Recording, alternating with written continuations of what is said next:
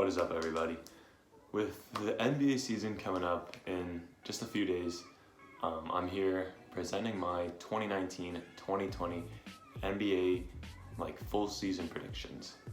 In this video, I'm gonna show you my seeding 1 through 15 for each conference, and they're gonna be set into tiers mostly. The 4 tiers are gonna be contender, playoff team, borderline playoff, and next year basically.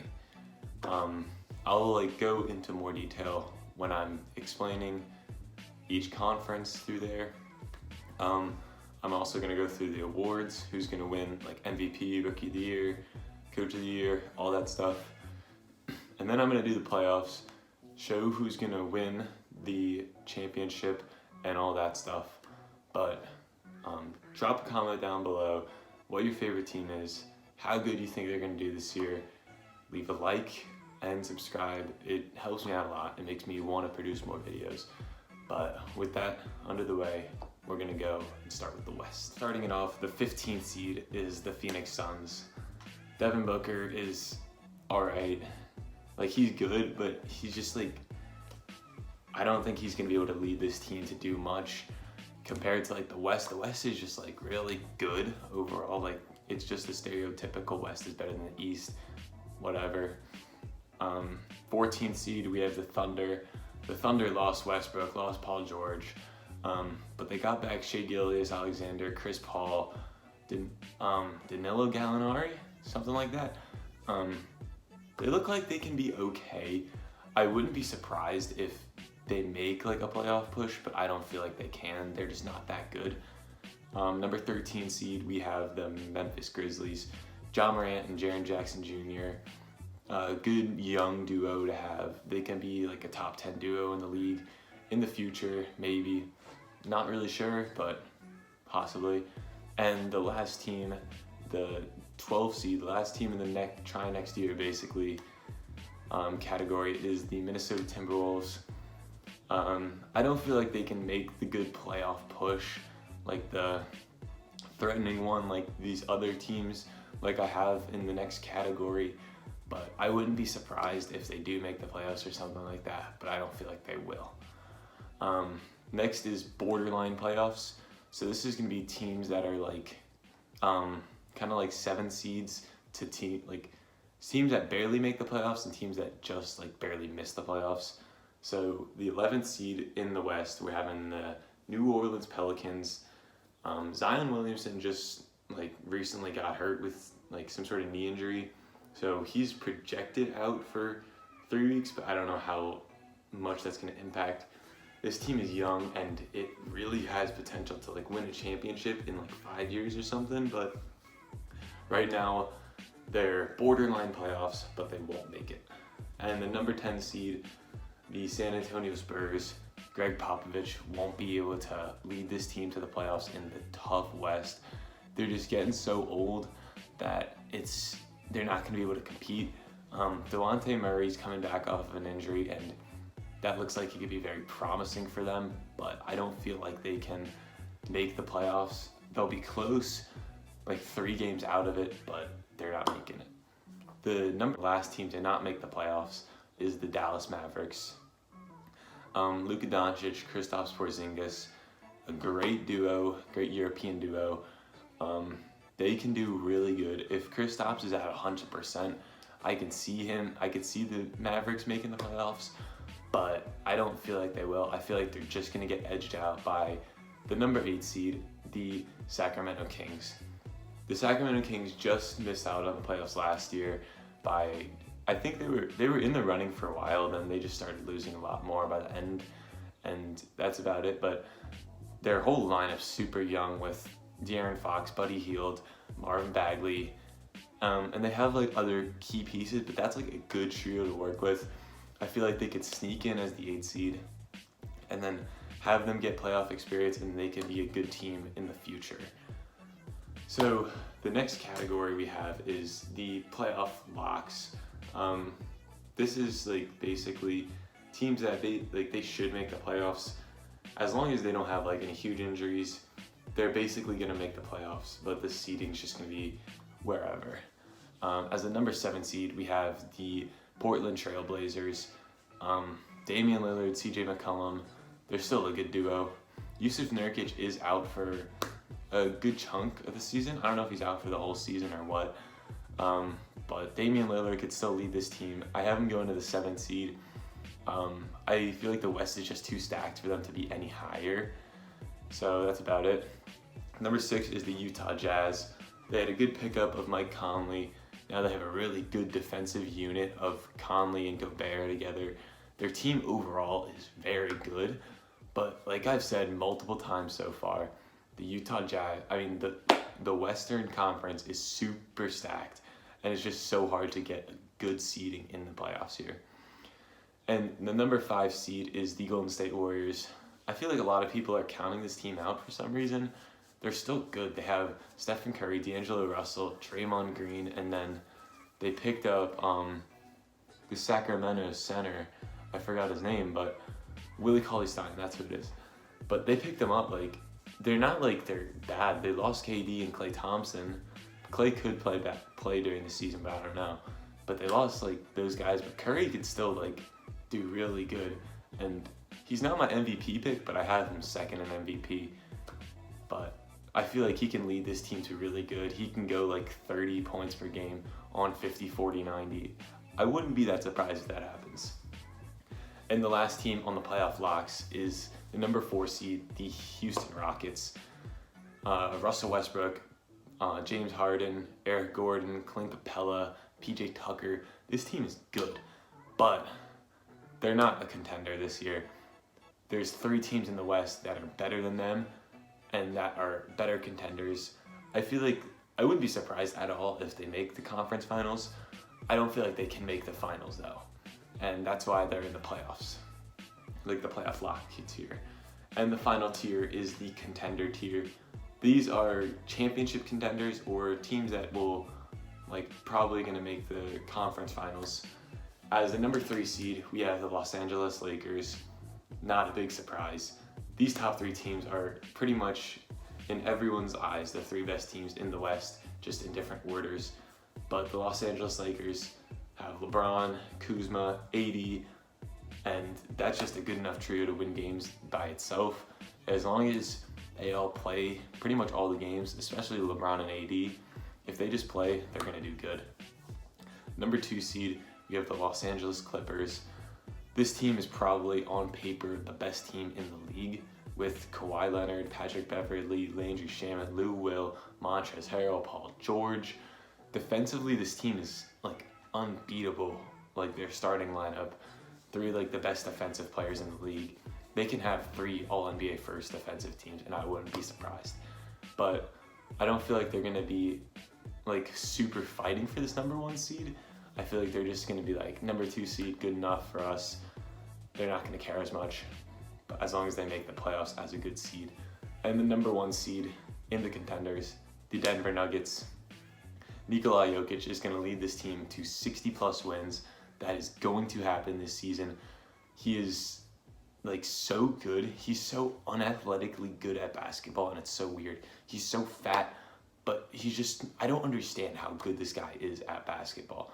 He can be a player that averages a triple-double, and it's just so nonchalant. He can get he probably won't average a triple-double, but he can get 23 points, 12 rebounds, 8 assists this season, and that's so possible to happen. I have the Nuggets winning the West, not winning the Western Conference, but they have the number 1 seed in the Western Conference, and that is the West. Now on to the East. Number 15 seed, coming to no surprise, the Charlotte Hornets. They suck.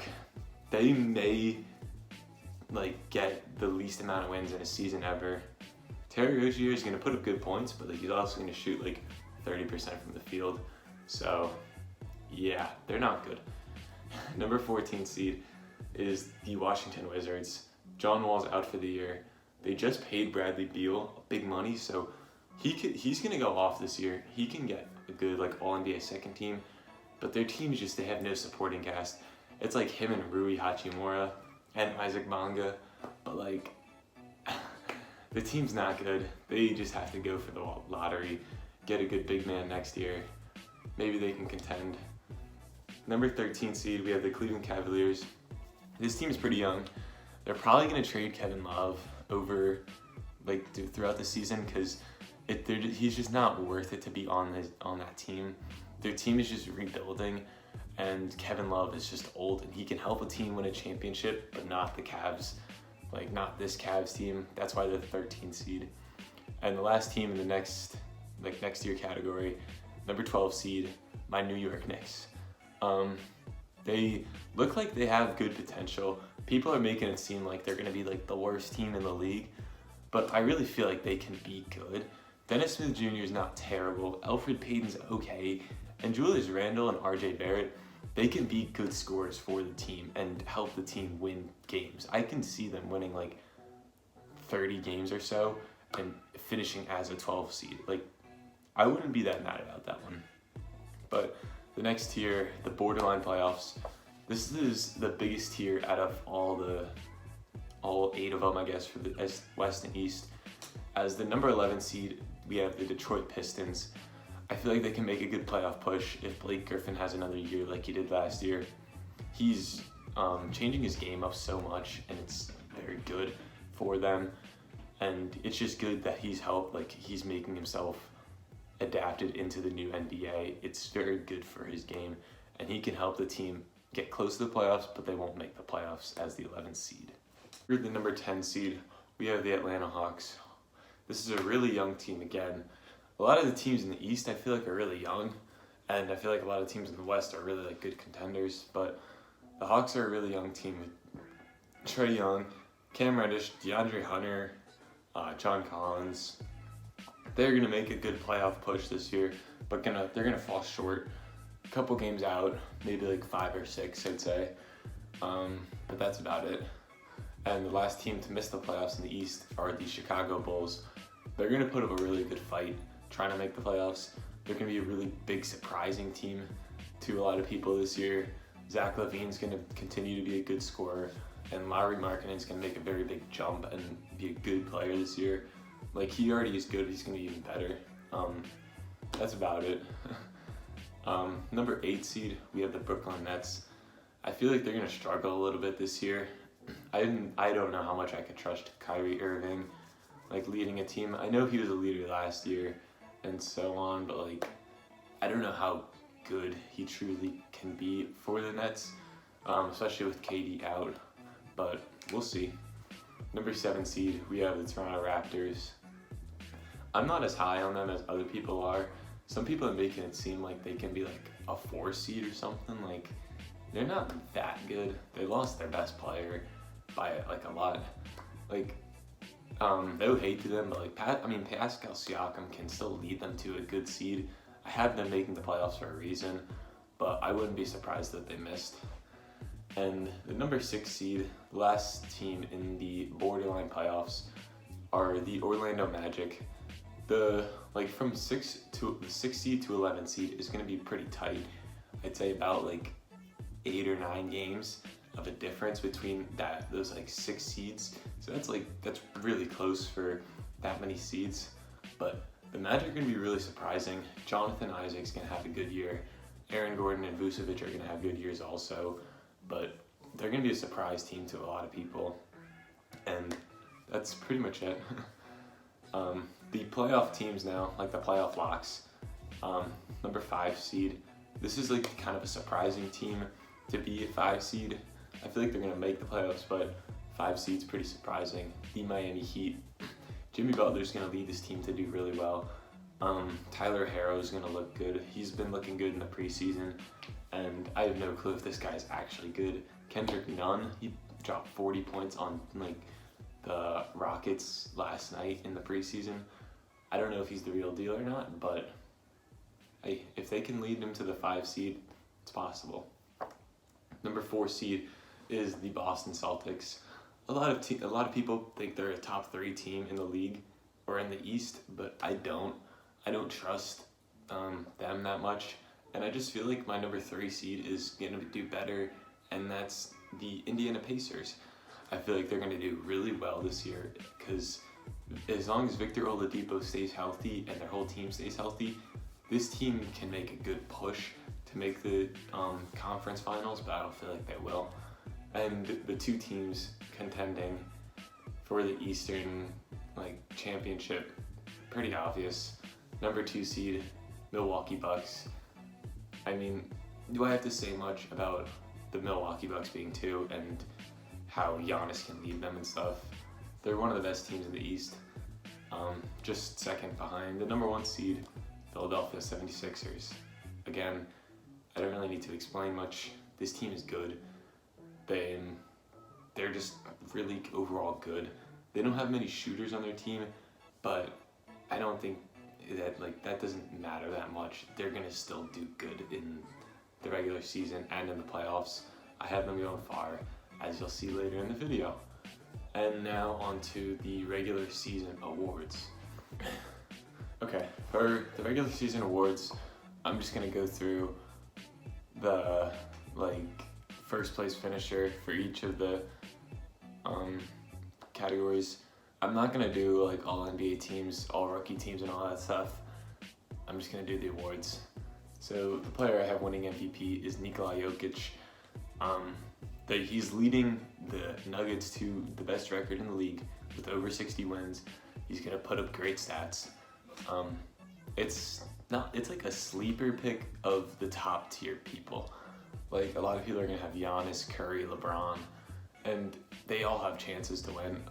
But I feel like Jokic is gonna win it. Rookie of the year, I have Ja Morant. Crazy to say, I don't have Zion. I don't know how much his injury is gonna play off with him.